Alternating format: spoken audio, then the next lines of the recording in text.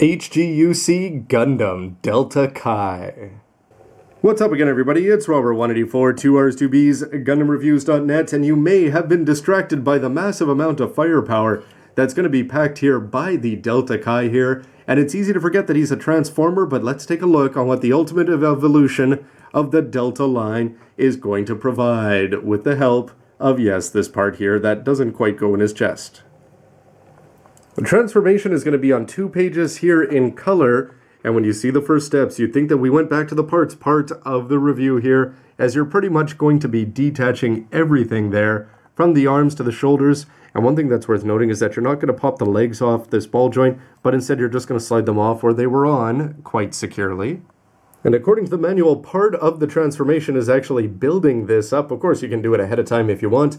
You're just going to have one white piece here on the bottom and a big chunk of gray for the rest of the body here. But it is nice that you've got the yellow parts there to go under the white with the rather large purple piece there. But even more parts forming as you're going to take off the back of the waist skirt there, detach the sides from it, and then you can take this and you're going to plug it on to the new pseudo chest.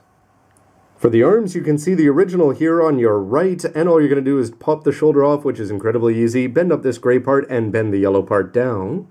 And then you're actually going to have a nice fit here, as they've got this little part here in gray, which is going to allow the shoulders to slide on and off, and this is going to fit down rather securely in here. You can twist the manipulators into a better direction if you'd like there, but so far no problems with them actually staying attached. And though these shoulders look the same from one direction, when you flip them over here, you're going to have the fakes here on the other side where they're not going to have a purple piece, and you're going to notice that they're quite a bit skinnier here, and these ones are going to end up just getting zip-locked.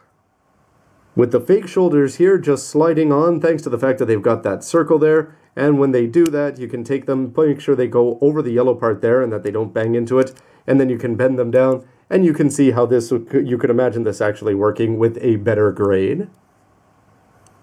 It's then time to take the big Barracuda here, and you're actually going to have this gray part here, which is attached on. Easier than you think to just slide that out there. There you may need a modeler's knife if you've got it in there pretty well, and you can see where the 4 points here are going to attach as we start to get something that's going to look a lot more plainish here if you get the beam sabers out of the way.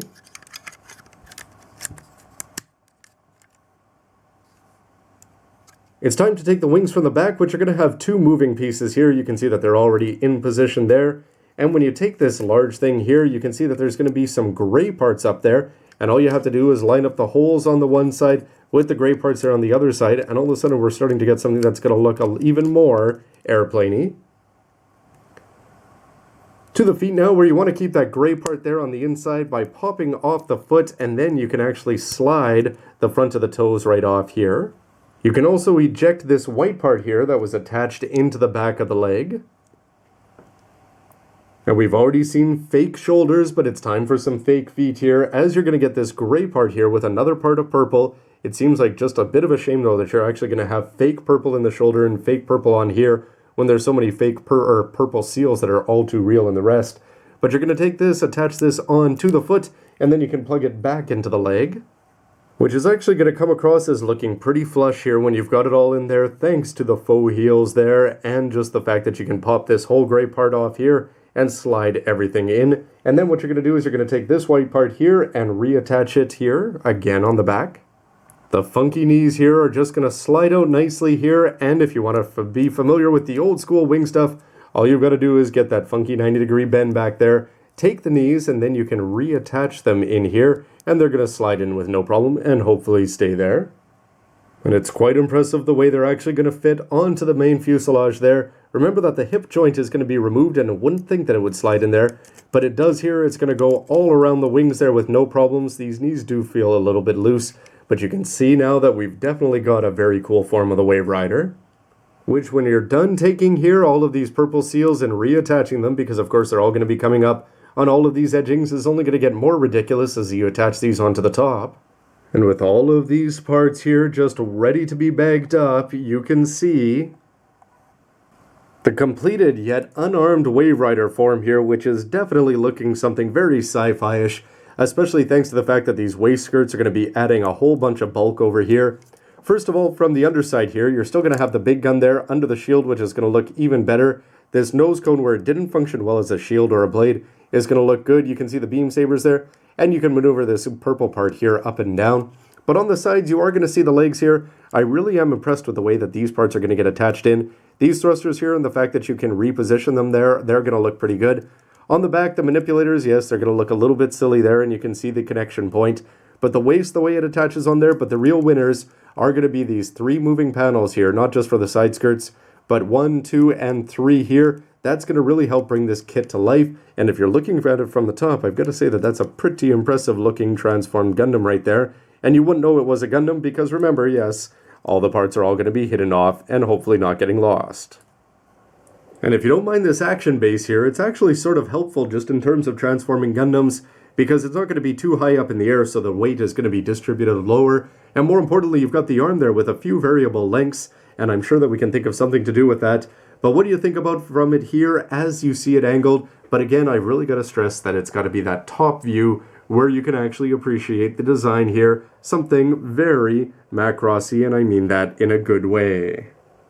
But we're not even done yet, as you can take the rifle here and bend out this gray part, and this is going to attach into the top where there's just one hole here that's going to be hidden off to the side. You'll notice that it's asymmetrical here. And if you thought this guy was busy and overpowered as a Gundam, well, what do you think here in the Wave Rider mode?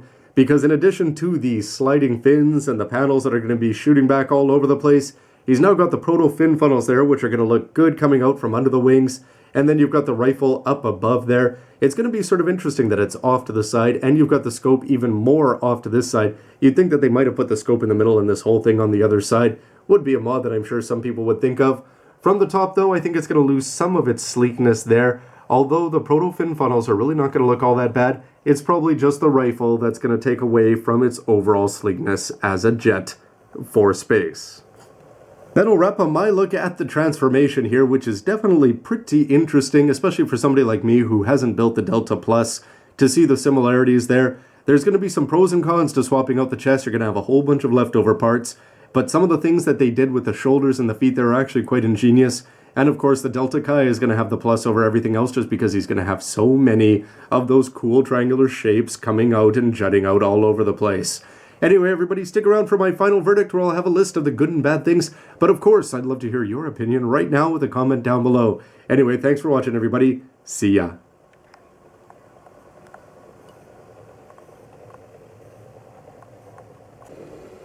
Now, how did Bandai not include this kind of silly trick and the H3's action base with this kit when you can pull off something silly like having a dismembered torso riding above its own Wave Rider?